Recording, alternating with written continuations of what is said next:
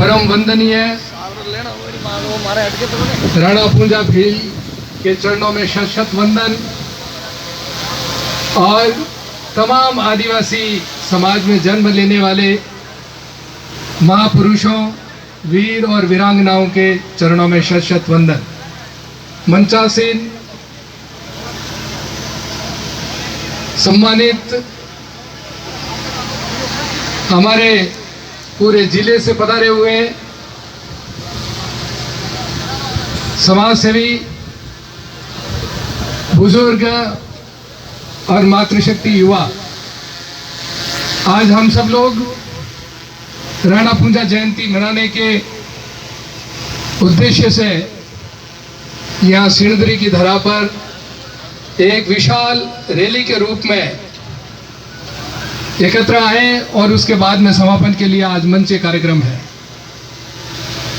मैं धन्यवाद देना चाहता हूं यहाँ के आयोजक मंडली को कि आपने इतने सुदूर इलाकों में और गांव और ढाणियों में रहने वाले आदिवासी भील समुदाय के बुजुर्ग, माताओं, बहनों और युवाओं सबको एकत्रित करने का अवसर दिया। आज ये ऐतिहासिक क्षण है कि सिणधरी शहर के अंदर हमारे समाज इतने बड़ी संख्या के अंदर वो भी अपने महापुरुष की जयंती के अवसर पर यहाँ एकत्र आए। इतना लंबा कार्यक्रम कि 5 किलोमीटर लंबी रैली के अंदर नाचते कूदते जयकारों के और उद्घोष के साथ में फिर मंच कार्यक्रम यदि किया जाए तो हमारी अपनी शारीरिक क्षमता है और हमारी अपनी बौद्धिक क्षमता है, वह भी जवाब दे जाती है। और दूर दराज से लोग आए हैं। आज शाम के अभी लगभग 5 बजने को आ रहे हैं और हम सब लोगों को घर की ओर प्रस्थान करना है। लेकिन इस कार्यक्रम के उद्देश्य को लेकर मंच के माध्यम से बहुत सारी बातें कही गई। हम महापुरुषों के जीवन की जयंतियां इसलिए मनाते हैं कि उनके किए गए कार्य बहुत उच्च कोटि के होते हैं और आने वाली पीढ़ियों को हमेशा मार्गदर्शित करते रहे हैं और आने वाली और भविष्य के न जाने कितने मानव जाति जब तक है तब तक उतने वर्षों तक हमें ये मार्गदर्शित करते रहेंगे। तो उनके किए गए कार्यों से प्रेरणा पाने के लिए हम जयंतियां मनाते हैं। महाराणा पूंजा, राणा पूंजा, महाराणा भी लगा दिया जाए, मेरे मुंह से निकल गया तो मेरे ख्याल से मेरे मन की इच्छा होगी कि महाराणा प्रताप और उनके साथ में जितने भी लोग इस देश की रक्षा के लिए, इस राष्ट्र की रक्षा के लिए और संस्कृति की रक्षा के लिए जितने भी जुड़े, वो सब लोग अमर हो गए। और जब अकबर बादशाह की फौज पूरे भारत के अंदर जिस तरह से विस्तार पा रही थी, 75,000 की फौज रिजर्व के अंदर उनकी खड़ी रहती थी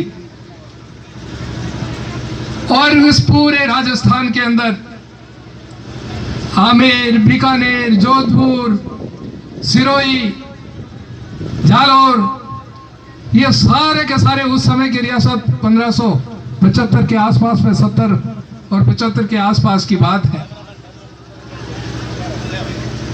ये एक एक करके सारे राजा अकबर के आगे अधीनता स्वीकार कर रहे थे, लेकिन स्वाभिमानी लोग कभी भी अधीनता स्वीकार नहीं करते। इसलिए इतिहास में ऐसे लोगों के नाम लिए जाते हैं। और आज इतने वर्षों बाद में 4 शतक हो गए, 5वां शतक समाप्त होने को है। उस इतिहास के इतने 500 वर्षों बाद भी लोगों के 500 वर्ष हो गया इंतकाल हुए, उनका देहावसान हो गया। 500 वर्षों बाद में भी आज हम उनको याद कर रहे हैं, तो हम सोच सकते हैं कि उन्होंने क्या काम किए। यदि सामान्य बुद्धि के लोग होते तो अपने जीवन के बारे में सोचते, अपने परिवार के बारे में सोचते, अपने कुटुंब के बारे में सोचते और सिर्फ अपने तक सीमित रहते। शर्त क्या रखी थी अकबर बादशाह ने? शर्त ये रखी थी कि हिंदू राजा अपनी अधीनता स्वीकार कर ले और अपनी अधीनता स्वीकार नहीं करते हैं तो लड़ने और मरने के लिए तैयार हो जाए। हम आपको ऐसे ही राजे की पदवी पर बढ़ाए रखेंगे, लेकिन आपको हमको टैक्स देना पड़ेगा। आपके बड़े बेटे को हमारे दरबार के अंदर हुजूरी के लिए दिल्ली दरबार के अंदर भेजना पड़ेगा, और हमारी नजर जहां पर पड़ गई, जिन माता और बहन पे पड़ गई, तो उन सबको हमारे हरम की शोभा बनाने के लिए भेजना पड़ेगा। कौन स्वाभिमानी यह सहन कर सकता है कि मेरे अपने ज्येष्ठ पुत्र को, सबसे बड़े पुत्र को, जो कि हमारी एक बड़ी भुजा होती है, हमारी भुजाएं होती है, हमारे बेटे, उनको गुलामी के तौर पर और मुजरा करने के लिए उस दिल्ली दरबार के अंदर भेज दें? कौन होगा कि अपनी प्रजा की कमाई हुई उस मेहनत का मजदूरी को दिल्ली के दरबार के अंदर भेज दिया जाए? कौन चाहेगा अपनी अस्पत, अपनी माताओं को उस अत्याचारी और कुकर्मियों के दरबार के अंदर अपनी माताओं को भेज दें? कईयों ने तो अपनी माताएं बहनें भेज दी, क्योंकि महलों की विलासिता उनसे छोड़ी नहीं जा सकती थी। उन्होंने महल के सुख भोगे थे, इसलिए आमेर के भारमल ने सर्वप्रथम वैवाहिक संधि की। मैं किसी जाति विशेष पर दंश नहीं देना चाहता, लेकिन अपने इतिहास को जानना पड़ेगा। हमने कहां कहां पर मात खाई विदेशियों से, यह हमको सोचना पड़ेगा, जानना पड़ेगा। आज की पीढ़ी को जानना पड़ेगा, अपने आने वाली पीढ़ियों को बताना पड़ेगा। हमने अपमानजनक वैवाहिक संधियां की, अपनी बेटियां उनको तक दे दी, लेकिन इतने में से इस राजपुताने के अंदर एक व्यक्ति था, वो था सिसोदिया राजवंश का महाराणा प्रताप, जो ये कह रहा था कि मुझे महल छोड़ने पड़ जाए, मुझे नंगों पैर चलना पड़ जाए, मैं भूखा रह जाऊंगा, लेकिन ऐसे अपमानजनक सौदे करने का मेरी फितरत नहीं है। उनको बल किसने दिया? सिसोदिया वंश के अंदर ये हिम्मत कहां से आई? राजा में हिम्मत आती है अपनी प्रजा से, और जब प्रजा फीडबैक देती है, जाके राजा को कहती है कि आप यदि इस तरीके से करते हैं, किसी भी तरीके का समझौता जिसमें हमारी मूंछ, हमारी नाक कटती है, हमारा स्वाभिमान यदि उनके पैरों के तले गिरने की नौबत आती है, तो हम हरगिज इस तरीके का आपका साथ देने वाले नहीं है। महाराणा प्रताप ने कहा, आपने मेरी मन की बात मान ली। मेवाड़ के अंचल के अंदर अधिसंख्यक प्रजा कौन थी और आज भी कौन निवास कर रहे हैं?